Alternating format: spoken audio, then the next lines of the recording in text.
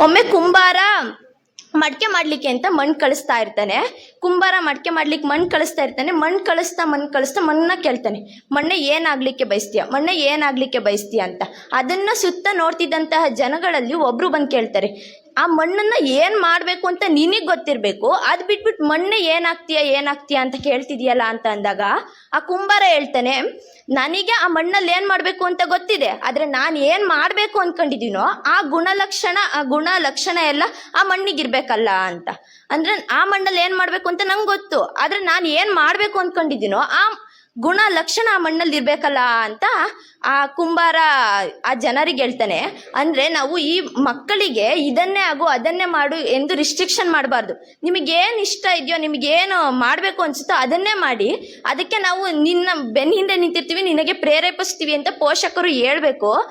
ಇಷ್ಟೆಲ್ಲ ಹೇಳಲಿಕ್ಕೆ ಅವಕಾಶ ಕೊಟ್ಟಂತ ಮತ್ತೆ ಕೊನೆಯದಾಗಿ ಮಕ್ಕಳ ದಿನಾಚರಣೆ ಶುಭಾಶಯಗಳನ್ನ ಹೇಳ್ತಾ ನನ್ನ ಮಾತನ್ನು ಮುಗಿಸ್ತೇನೆ. Download ShareChat.